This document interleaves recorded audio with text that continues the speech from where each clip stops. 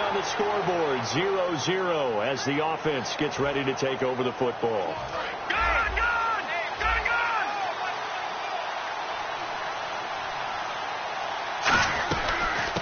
A first carry for the tailback, Devontae Freeman. It's a 6-yard pickup, and it gets him to 2nd and 4. First play of the drive, let's give credit all around. Excellent blocking, but the guy carrying the ball, he was the finisher. A really nice run. They'll look to throw. Quick hitter here, it's complete.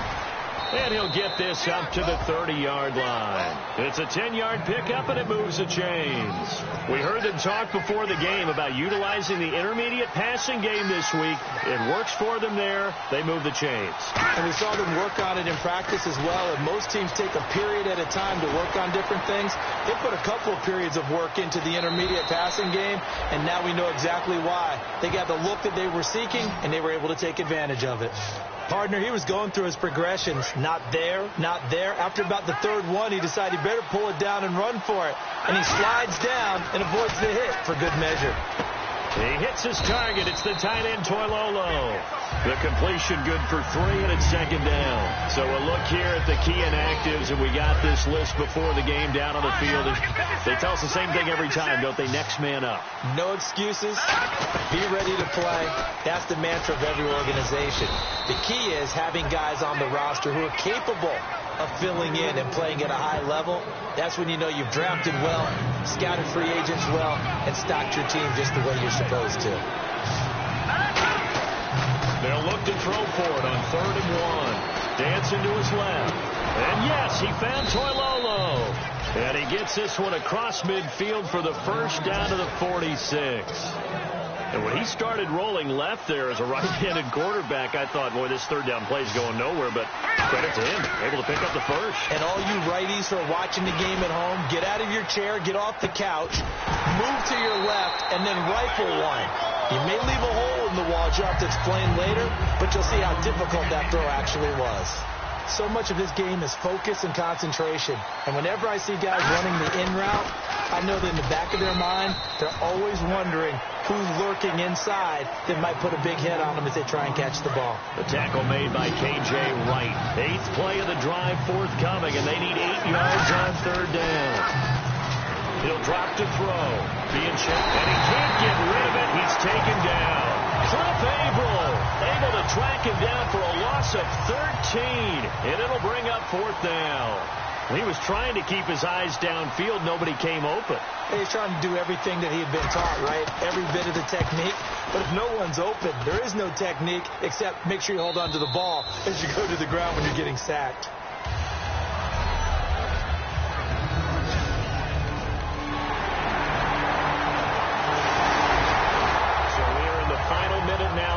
First half as this offense gets ready to take over. And the Falcons now making their way back out onto the field. They'll run with Freeman here to begin the drive. And he's able to plow forward up to about the 29, just shy of the 30. Holding offense. So he got his hands a little too far outside. The ref caught him, threw the flag. They'll wind up losing a full 10 yards on the play. Now they'll throw here out of the gun. Flush to his right. Sideline throw. It's complete. And a nice job there of keeping the toes inbounds.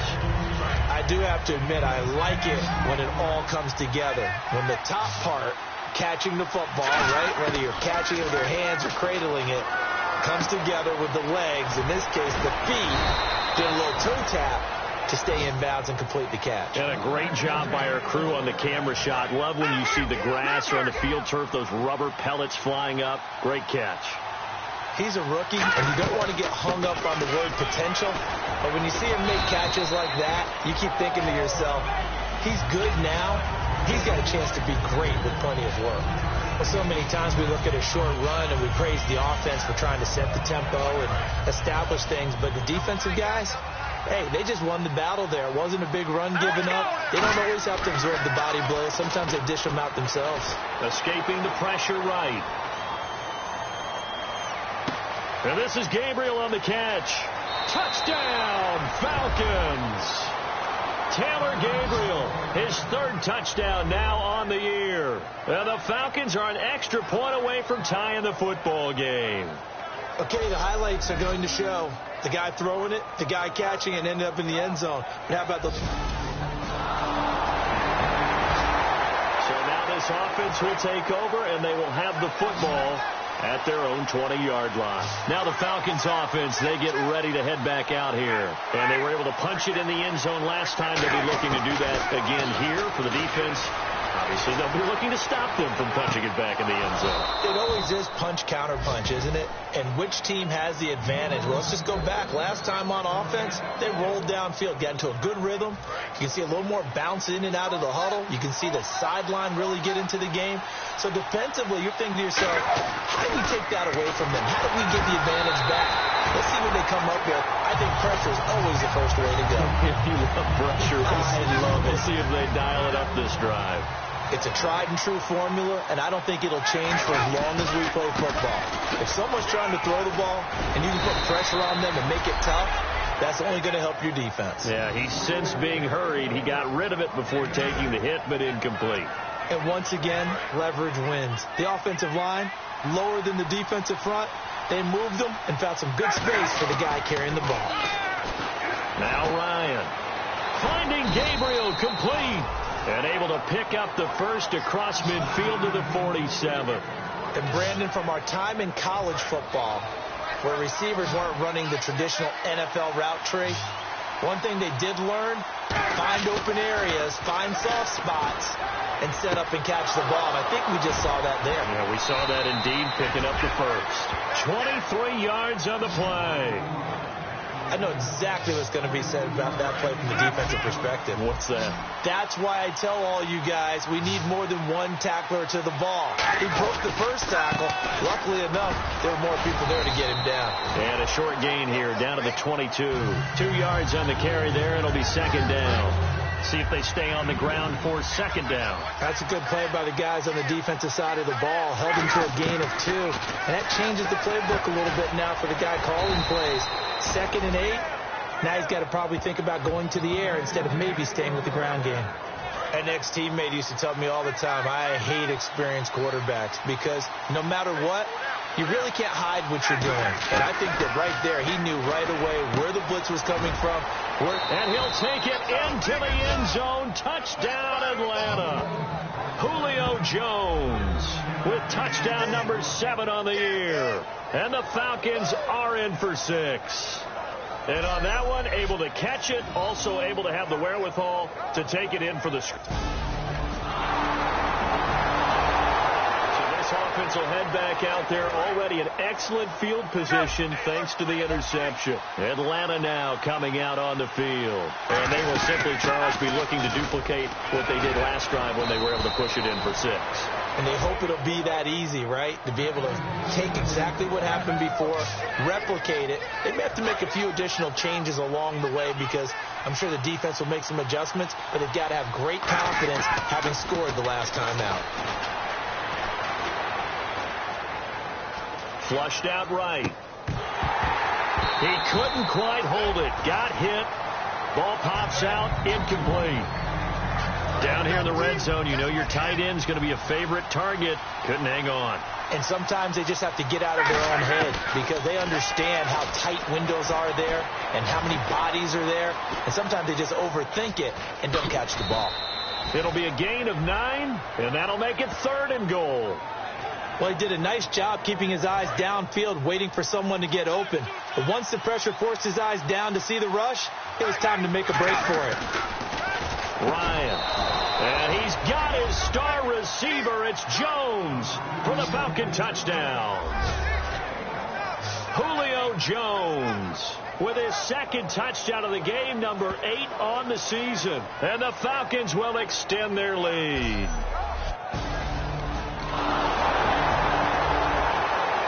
Drop you into the start of this next possession. The score, 7-0. And here now come the Falcons. Throwing now, Ryan on 1st down. The left side completion to Jones. And they're able to get this one across the 35. And the play goes for 19 yards, gives them a new set of downs. So here we go, 1st and 10 now. They'll throw on 1st down with Ryan. And finding the tight end, Hooper. They give him 14 yards that time and a fresh set of downs. And he's the epitome of what we call the move tight end, a guy that you can line up anywhere, in the slot, out wide, in tight. Doesn't really matter because he has such great skills. You want to utilize him in all aspects of your passing offense. And there he was in the slot for the catch. A gain of 6 there on 1st. Partners, a lot of fun watching the NFL now, isn't it? Because when the big fella runs routes, it used to be when we were kids, he'd run about 3 different routes, and that was it. Now he can run anything and catch the balls we just saw there. It's hauled in by Hardy. That one goes for 13 yards, and it moves the sticks. And a good quarterback facing zone coverage. If he has just a little bit of time to survey the scene, that's what's going to happen. No doubt about it. If there's no pressure, he's going to continue to pick them apart because he'll have all that time to find someone open downfield. He can only cover for so long. So maybe they want to go to a zone blitz scheme, get a little bit more pressure. Remember when Carolina did that against Denver? They lost the game ultimately. They dropped the defensive end out, and he ended up with an interception in that game in Super Bowl 50. Maybe. Now hold everything here. We're going to get a timeout by the offense. So that means they're down to 1 remaining here as we head toward halftime. From the red zone now, here's Ryan on 1st down. Caught by Jones. A good pickup there. 8 yards on the 1st down completion. He's been a busy man here in this one, and they're showing off some nice footwork to stay in bounds. And with those types of catches and the volume that we've seen in this game, wouldn't you keep him busy as well? And no escaping this time as he'll go down. They got him for a sack. Now whistles come in. We're going to get a timeout here by the offense. And with halftime on the horizon, they'll be out of timeouts from here forward. And the 14-year trusty veteran able to knock it through, and that'll push the lead up to 7.